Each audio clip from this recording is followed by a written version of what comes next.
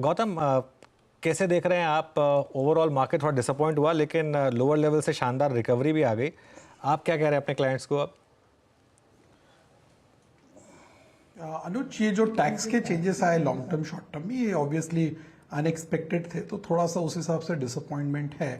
But that's the only negative in this budget. बाकी जो fiscal consolidation का road map है, 4.9 जो उन्होंने किया है इंस्टेड ऑफ 5.1, और आगे की भी जो दिशा दर्शाई है 4.5 की FY26 की, आई थिंक वो काफ़ी पॉजिटिव है from a fiscal space point of view. दूसरा, कैपेक्स पे जो फोकस है और कई सारे स्कीम्स उन्होंने अनाउंस किए हैं इंफ्रास्ट्रक्चर, लेकिन ब्रॉडली वो जो एलोकेशन था 11,11,000 करोड़ का, वो उन्होंने मेंटेन किया है।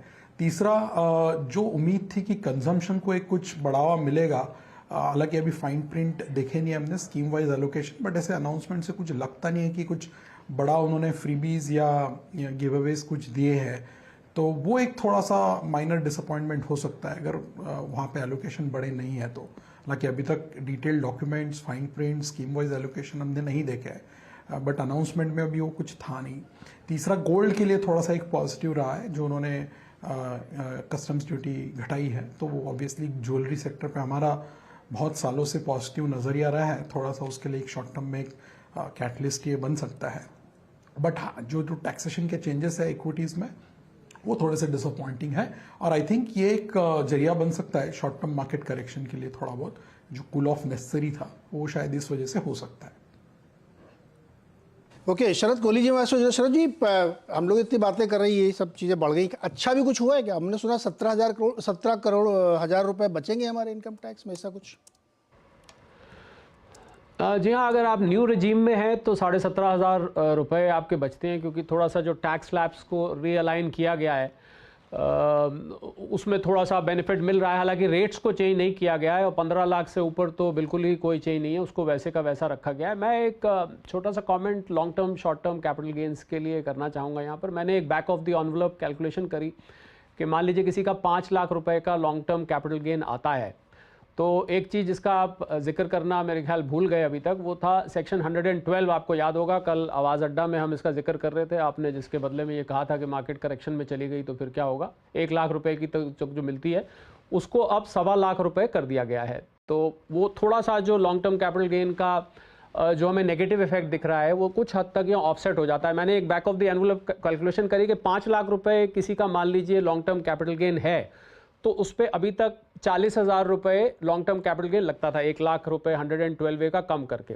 अब ये 1,25,000 जो हुआ है 112 और 12.5% हुआ है लॉन्ग टर्म कैपिटल गेन, तो वो अब मेरे हिसाब से 46,875 46,875 रुपये लगते हैं। तो करीब करीब 5 लाख पे 6,875 रुपये एक्स्ट्रा टैक्स अब जाता है। मैंने एक envelope back of the envelope calculation करी है। दूसरा, मैं एक चीज़ और बताना चाहूँगा कि जो हम शॉर्ट टर्म कैपिटल गेन जो अभी तक जो कि बढ़ा दिया गया है, उस पर जो ट्रेडर्स हैं, जो F&O, देखिए जब इनकम होती है शेयर ट्रेडिंग से, तो अगर आप ट्रेडर कैटेगरी में हैं तो आप बिजनेस एंड प्रोफेशन कैटेगरी में जाते हैं। शॉर्ट टर्म कैपिटल गेन उसके ऊपर लगता है जो निवेशक है, जेन्युइन निवेशक है, जिसके पास लंबे वक्त के लिए किया हुआ है, पर कुछ एक सिक्योरिटीज़ को वो 1 साल के अंदर बेच देता है, उसके ऊपर शॉर्ट टर्म का इम्पैक्ट आएगा। तो लॉन्ग टर्म का इम्पैक्ट थोड़ा सा कम हो जाता है। मार्केट के लिए शायद ये थोड़ी सी राहत की खबर हो कि थोड़ा सा कम हो जाता है, क्योंकि आप 112 के बेनिफिट को भी 1 लाख से 1.25 लाख कर दिया गया है। तो मुझे लगता है फाइनेंस मिनिस्टर ने अब थोड़ी बैलेंस करने की कोशिश करी है, जहाँ एक तरफ इसको 12.5 कर देते हैं हम, जो 1 लाख रुपए काफ़ी सालों से चल रहा था उसको बढ़ा देते हैं।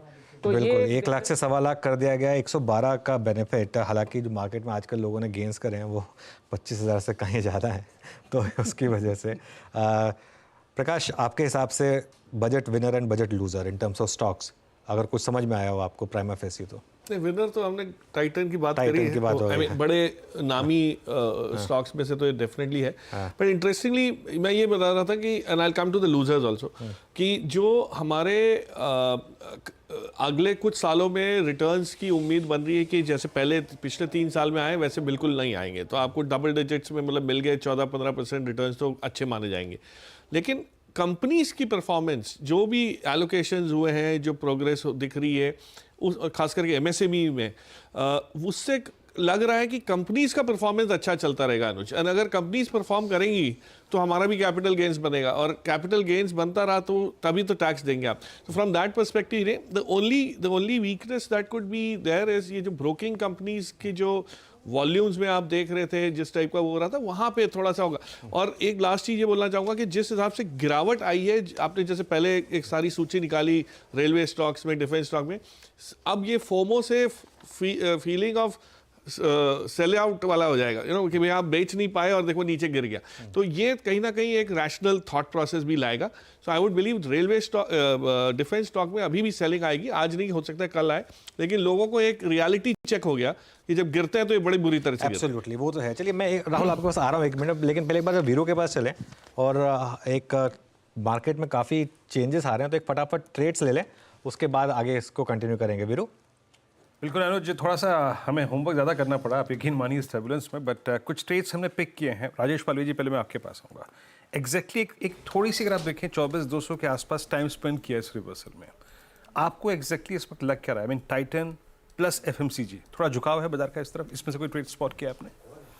तो बिल्कुल वीरेन जी, देखिए जो इनिशियल वॉलेटिलिटी देखने को मिली उसमें भी जो एक सेक्टर होल्ड आउट करते हुए मिला वो एफएमसीजी था, और हमें लगता है कि वहीं पे अभी ट्रेड के लिए फोकस करना चाहिए। डाबर यहाँ पे एक काफ़ी अट्रैक्टिव लग रहा है, जिस तरीके से पूरा एफएमसीजी बास्केट में एक बाइंग है, डाबर में एक आउट परफॉर्मेंस यहाँ पे बनते हुए दिख रहा है। तो आई थिंक डाबर पे यहाँ पे ट्रेड पॉइंट ऑफ व्यू से फोकस किया जा सकता है। जो रिकवरी बनी, हमें लग रहा है ये 670 680 की तरफ डाबर में मोमेंटम कंटिन्यू हो सकता है, तो ये स्टॉक को बाय किया जा सकता है करंट लेवल पे। फ्यूचर्स के अगर स्टॉप लॉस देखें तो यहाँ पे आना चाहिए करीब 640 के आसपास।